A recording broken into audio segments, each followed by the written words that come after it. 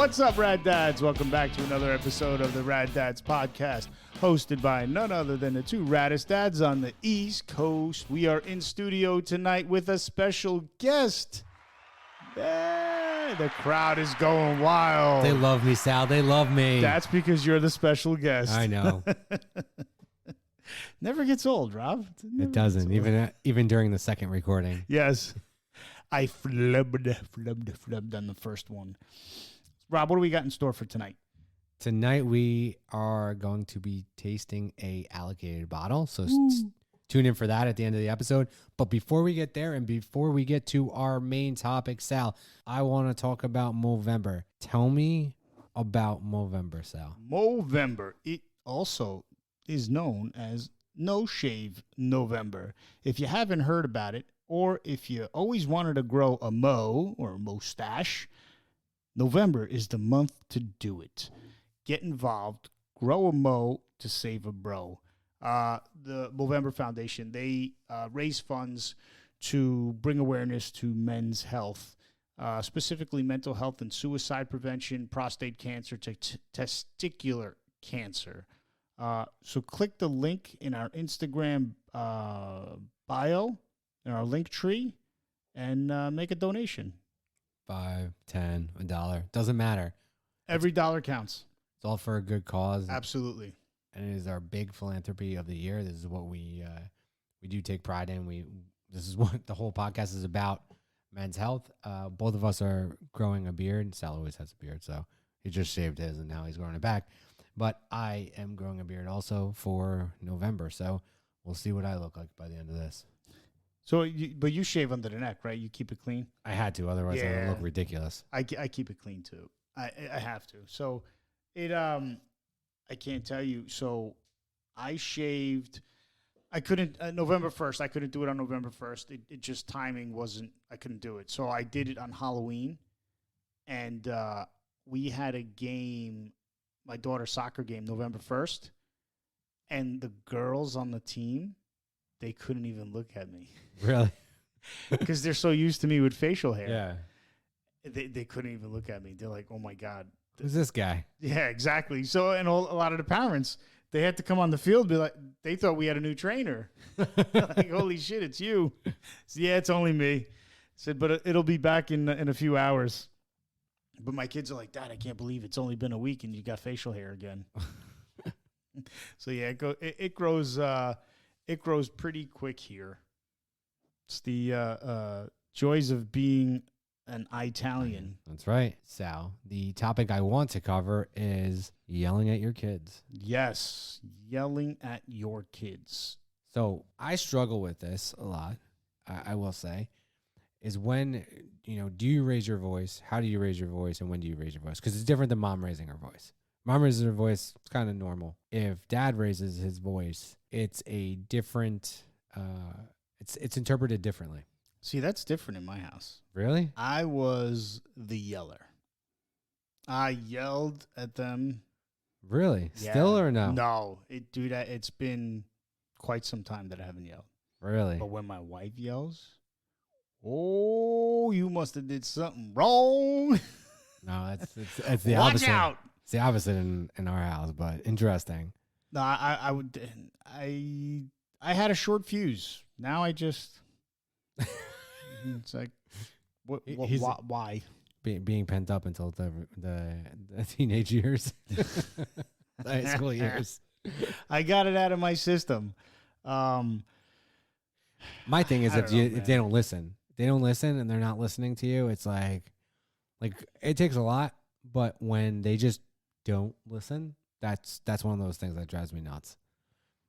And it's apparently like you're ignoring me now. That's what bothers me. So that sets me off very quickly. But apparently it's gonna be a quick episode because Sal doesn't yell on the fucking great episode topic. Sal, do you yell? No. Okay. What the fuck else are we supposed to talk about for the next 30 minutes? God damn it, Rob! You picked a fantastic. I thought it was a good topic. No, it is a good topic. I'm very curious. Like, when is it appropriate to yell? Do people yell? I know, that's a similar conversation to reprimanding your child with, by spanking or not. But it loses its luster, its effectiveness. Like if you yell all the time, it just. I guess, but if you yell like once a week or once a month, like it's not. Like I got their attention. Yeah. Every time I yelled, it did what it had to do. Now I just don't anymore, man. No? They're of the age where it's like I don't have to. It's just like, what are you thinking? Like, well, that's the conversation we have too. Because I get their attention now. Yeah. Because they're mature. Maybe when they're. Well, you have girls. They mature more quickly than boys. I guess. I don't know. I guess it's different with boys. They don't mature as fast. They do. They just don't listen. They're playing in the dirt for all they care. I swear to God. Is yelling healthy? I guess that's my question. Is it? What do people think? What do you think? Do you think it's healthy? Do you think it's a good avenue for a parent to take? So my wife brought up a good point.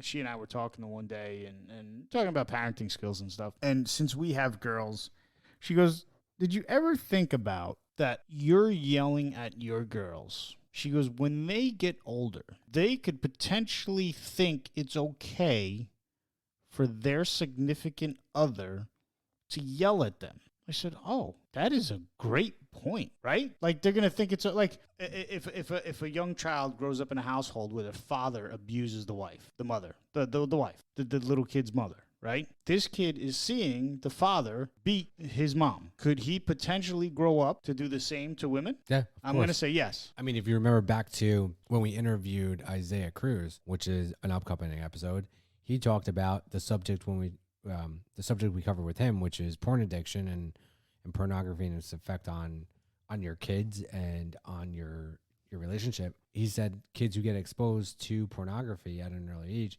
take this mindset that what's going on in pornography is actually how you should treat your loved ones. So that was or just a woman. Or a woman, yeah. Just who knows if it'll be his loved one. Yeah, that's a fair point. It puts the lotion into the basket. That's the same point, right? You're setting an example for your family, and if you end up, setting that example of yelling and feeling it's okay, then yes. I mean, I think back to it, my mom used to yell at me all the time. My dad never yelled. Well, see, my mom always yelled, but like you, when my dad yelled, oh shit, I better run. That's how my kids handle it. They just like one starts crying, the other one runs away, and I'm like, well, that accomplished nothing other than me getting peace and quiet over here. But that's why my wife's like, I was like, why does everyone get so upset? She's like, it's different. You don't hear it. Like, it is like, oh, it's like. What do you mean? Because my wife yells. Oh. Probably once a day. Okay. No, I shouldn't say that. Probably not once a day. Maybe like once a week. Twice a day? Probably. 3 times a day. To be honest. She's an Italian woman. Like, what do you expect? But my wife always says, when you yell, everything stops. It's just, that's it. Time stops, everything stops, the world stops. She's like, the kids like try to like hide. Is that why sometimes when I'm home I can't figure out where like 10 seconds went? Because Rob Schilt yells. Rob Schilt yelled.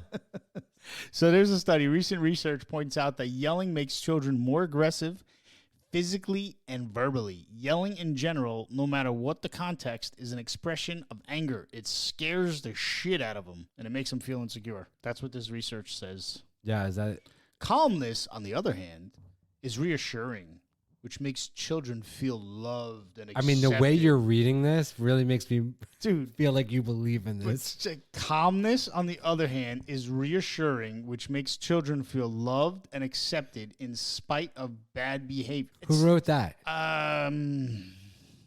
Leaving politics out of this. That's what I was going to say.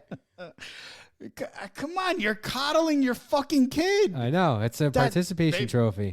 Basically, that's what that is. If my kid does something wrong, I'm going to let them know they did something wrong.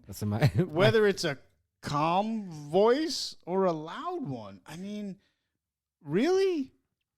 Calmness, on the other hand, is reassuring. What is it reassuring? My kid loses his phone at least once a week. I just take it. My wife laughs. I just take it right out of his hand. I'm like, nope, he lost it. So do you have this problem? So I get to yelling, but my kid literally will sit there and just stare at the at their phone. I just take it right out of their hand. I'm like, no, you're not paying attention to me. Thank you. You've now lost it. No, see, my kids, if I ask them to do something, and they're now big into the earbud things. Oh, yeah. My son was for like a hot second. Now he doesn't know where they are. By the way, me and my wife both know where they are. No, my kids are all into that now. So my one daughter, when I know she's in her room and we call her name and she doesn't answer, we know she's got the damn earbuds in. So it's like I gotta go bang on the door. It's like you can't have them both in. Have one in. Yeah, exactly. Just in case someone says something. Or there's an accident. I don't know. Just don't have both of them in. The earbuds is the new thing. So that sentence. You're still with the coddling sentence? Yeah. Oh, my God. It also makes children more susceptible to bullying since their understanding of healthy boundaries and self-respect are skewed. Well, what if you talk calmly to them? I don't understand. Here's another sentence. To bullying if you get yelled at? If yelling at children is not a good thing, yelling that comes with verbal put-downs and insults can be qualified as emotional abuse. Okay, look, when I'm yelling at my kid, I'm not insulting them. And I'm not putting them down.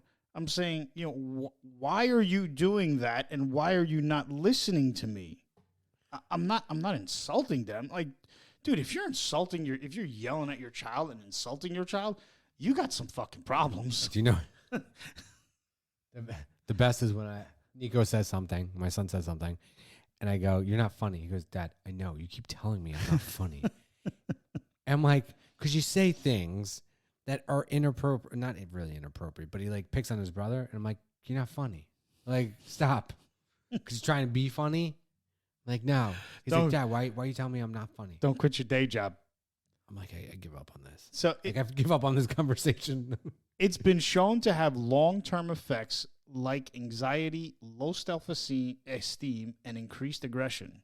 Again, when I yell at my kid, I'm not in. So maybe we should. Let's define yelling at your child, right? Yelling at your child. If you're yelling at your child and you're insulting them and putting them down and calling them names, that's different. Dude, you major issues.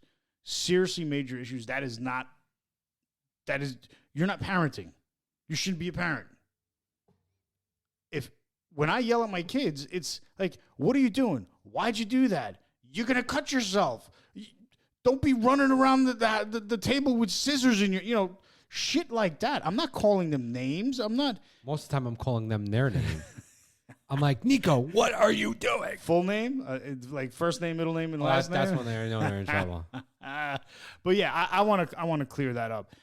When I yell at my kids, I'm not insulting them. I'm not calling them names. I'm not putting them down. It's basically like, you're not listening to me, and why? I'm going to take your phone, or you're not doing, yes, definitely do not insult. If you're going to yell at your kid, do not insult your kid. Do not put him down. Because yes, I can understand where it leads to stuff like that. But back to the original question, if it continues, are they going to think it's okay to either, if you're a boy, one, yell at women? Yeah. Or if you're a girl, two, think it's okay to be yelled at. I grew up with yelling in my house. You grew up probably with yelling in your house. Yes. Both from Italian households. And I've been told that's just apparently how Italians talk. I mean, that's what my mom and her sisters used to say all the time. And my wife kind of says the same thing. I don't necessarily agree. I wish I was a calmer person. But sometimes, like, if you're not listening to me, dude, wake up. Like, what the fuck's going on? If I say your name 3 times, like, you're not listening. You're not listening, and you're just ignoring me at that point. So, for me, yes, I think. Listen, I don't agree, and we disagree on this. I never agreed to spanking, so that's something I just never did. But on the yelling part, sorry, God. I hope you're okay with that. But it's like, well, gotta draw the line somewhere. But yelling, you're not insulting your kid. You're not putting them down. No, but I think like you're not funny. Nothing like that. No, I tell him a very calm voice. You're not funny. Yes. Stop picking on your brother. Very calm, very soothing. Yeah. You're not funny. What did you do that for? Don't do that again. You might lose your phone the next time you do that. Really seriously, pay attention to me because, what you're doing is not very healthy, and you shouldn't be doing that. And we're all gonna sing "Kumbaya" and hug each other. Like, come on, are you fucking kidding me right now? No, that's crazy. Like, listen, kids need to be reprimanded, and I get it. There's different ways of reprimanding. I don't agree with spanking. I don't agree with hitting, but I think sometimes you do have to yell at your child. I think you do have to take things away, and I think in our day and age as parents is different than when we were growing up. Kids have technology readily at their fingertips, and that's the number one way I punish my child. But if my child is getting... You hit him with the electronic device? This is literally a recording that we produce. Do you think even if I did, I would say, yes, Sal, I do? No, I do fucking not. I don't... No, I'm just kidding. Do you know my son was laying in my bed, right? And he was like faking like he was asleep, so I smacked him right in the butt. And to this day, he's like, "Dad, you spanked me."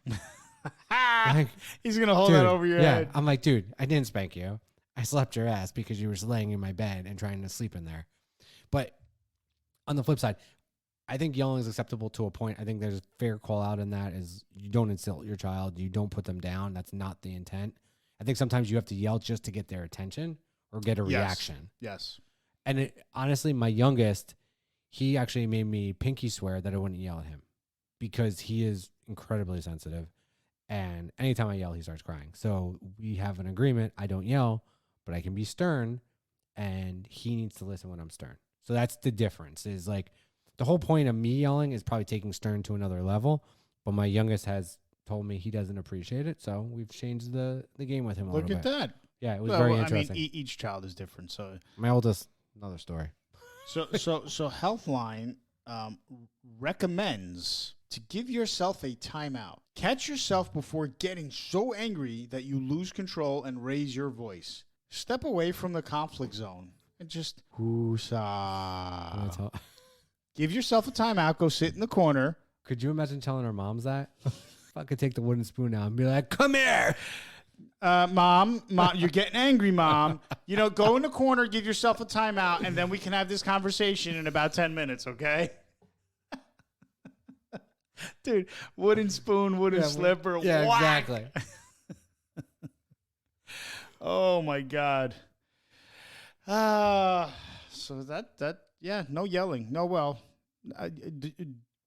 No abusive yelling. No abusive yelling. Yes, don't call your kids names. I also think it's very important that you set a good example in your relationship with your significant other, and you don't yell at your wife. Definitely. And if you argue, you are like, my kids are like, "Oh, mommy and dad are fighting." We're not fighting. We're having a discussion. We're having an adult conversation, which involves some yelling. Yeah. But no, I mean, think about that. So our kids are a product of us, right? Yep. They're a product of what they see on a day-to-day basis in our house, right? So if a guy is a slob and comes home and does nothing, what do you think your child's going to be? Slob. Right. So if you have a truck driver's mouth or a sailor mouth, guess what your kid's going to have? Or just Italian. It's all good.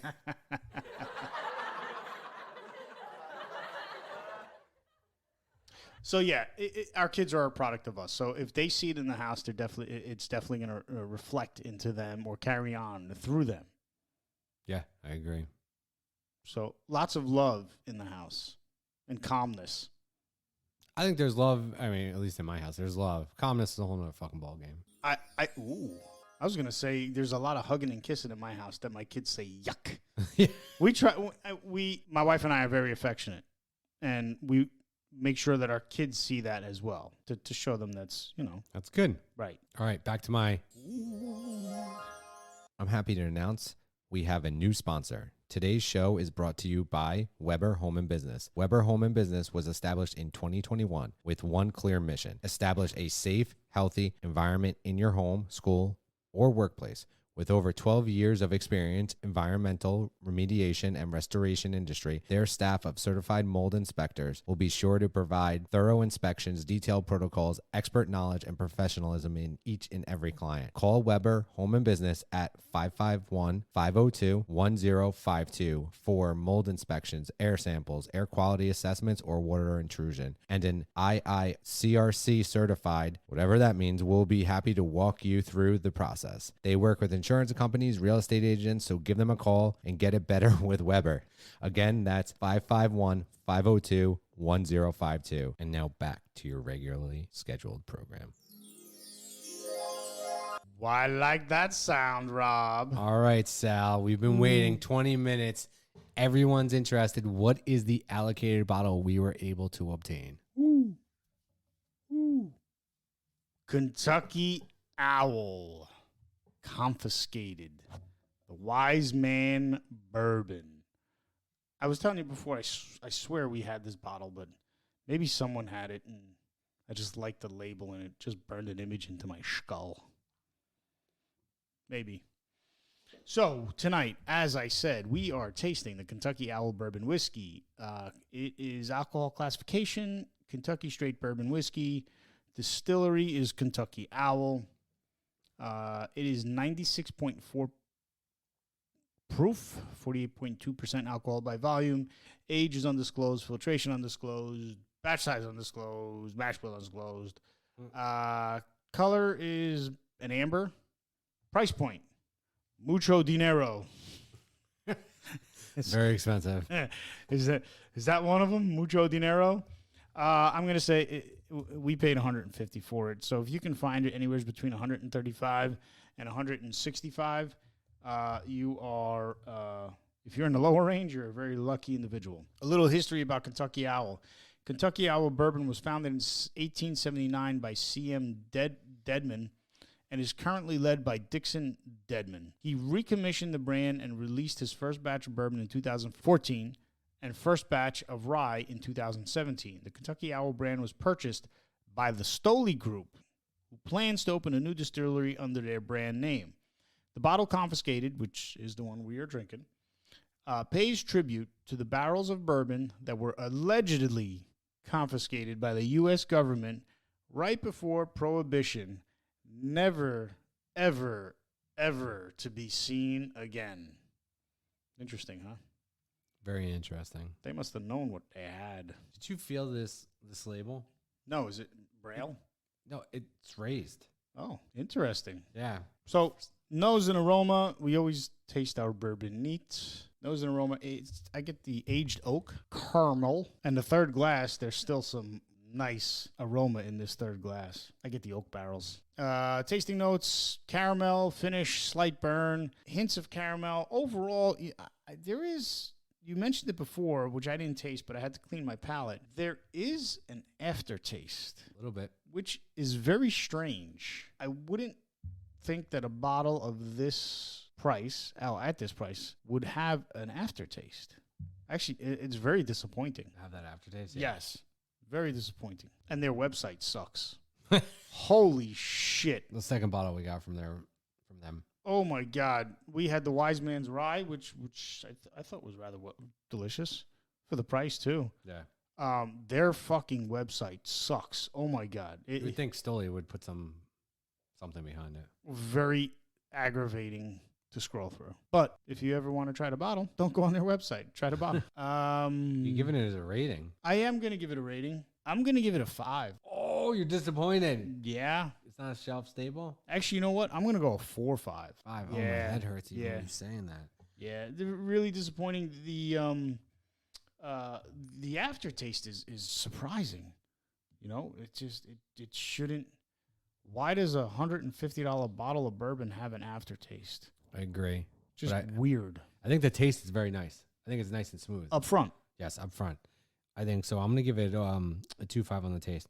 I think the aroma's lacking, so I'm going to give it a 1. And then the finish, like you said, gives me a 3.5. I'm only going to give it a 1 because the finish, while it's a smooth taste, there's something a little bit after. So what is that? 4 or 5, I think. So 4 or 5 for me. I agree. It's a little bit disappointing, though it is a very tasty. It's very tasty. The aroma in the dry glass is incredible. It's caramel. I get a real caramel I agree. smell to it. In the wet glass, not so much.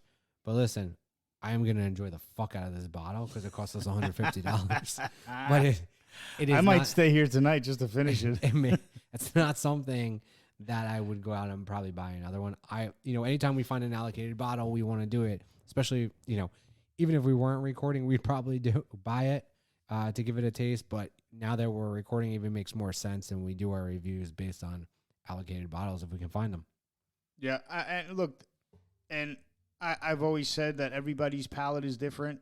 There's times where Rob and I taste and, ratings. This actually, we agreed on this one where it's a super strange aftertaste. Since we are behind microphones, we are experts. Damn right we are. Not sure on what, though. Yeah, and look, man, if you want to try it, go out and buy it. Look at that. There you go. All right. Thank you for listening to the Rad Dads podcast. Tune in next time for another episode of where Sal and Rob talk about parenting. Thank you. Come again.